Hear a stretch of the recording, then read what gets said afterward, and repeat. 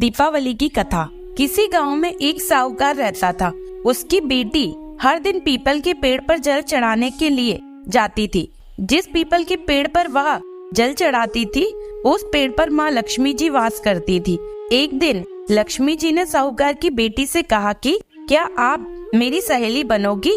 लड़की ने उत्तर में कहा कि मैं आपको अपने पिता से पूछकर बताऊंगी। घर आकर साहूकार की बेटी ने अपने पिता को पूरी बात बताई। बेटी की बात सुनकर साहूकार ने कहा, ठीक है बेटी, तुम उनसे मित्रता कर लो। दूसरे दिन साहूकार की बेटी ने लक्ष्मी जी को अपनी सहेली बना लिया।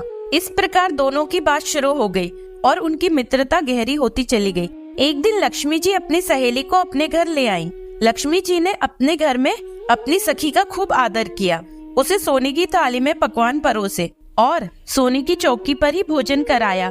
साथ ही जाते समय लक्ष्मी जी ने उसे दुशाला भी भेंट की। जब साहूकार की बेटी अपने घर लौटने लगी तो लक्ष्मी जी ने उससे पूछा कि वह उन्हें कब अपने घर बुलाएगी।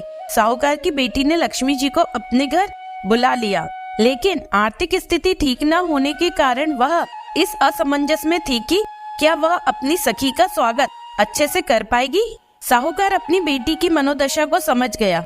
उसने बेटी को समझाते हुए कहा कि बेटी, तुम परेशान मत हो और तुरंत घर की साफ सफाई कर चौका मिट्टी से लीप दो। साथ ही तुम लक्ष्मी जी के नाम पर 4 बत्ती वाला दीपक भी जला दो। उसी समय संयोगवश एक चील साहूकार के घर के ऊपर से गुजरी और एक 9 लखा हार उनके घर में गिराकर चली गई। जब साहूकार की बेटी को यह हार मिला तो उसने उसे बेच दिया और उससे मिलने वाले धन से भोजन की तैयारी में लग गई। थोड़ी ही देर बाद जब माँ लक्ष्मी भगवान गणेश के साथ साहूकार के घर आई तो उसकी बेटी और अपनी सखी द्वारा किए गए प्रबंधों और निष्ठा से अत्यंत प्रसन्न हो गई। इसके बाद उन्होंने साहूकार और उसकी बेटी पर अपार कृपा बरसाई और फिर वहाँ से चली गई।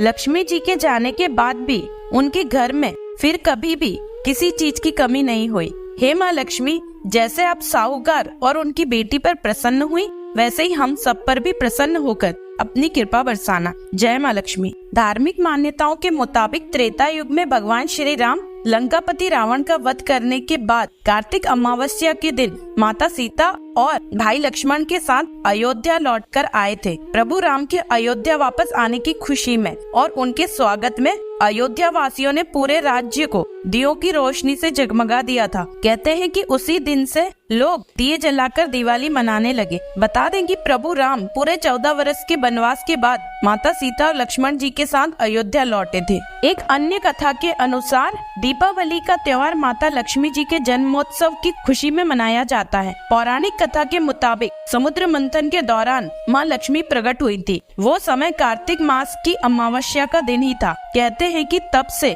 दिवाली मनाने और लक्ष्मी पूजा की परंपरा शुरू हुई। दिवाली के दिन माँ लक्ष्मी को पूजने से घर में धन की कभी कमी नहीं होती और घर में खुशहाली बनी रहती है। सबसे पहले दिवाली सतयुग की दिवाली थी। सर्वप्रथम तो यह दीपावली सतयुग में ही मनाई गई थी, जब देवताओं और दानवों ने मिलकर समुद्र मंथन किया। तो इस महा अभियान से ही ऐरावत, चंद्रमा, उच्चश्रवा, परिजात, वारुणी, रंभा आदि 14 रत्नों के बाद अमृत घट लिए धन्वंतरी जी प्रकट हुए। इसी से तो स्वास्थ्य के आदिदेव धन्वंतरी की जयंती से दीपोत्सव का महापर्व आरंभ होता है।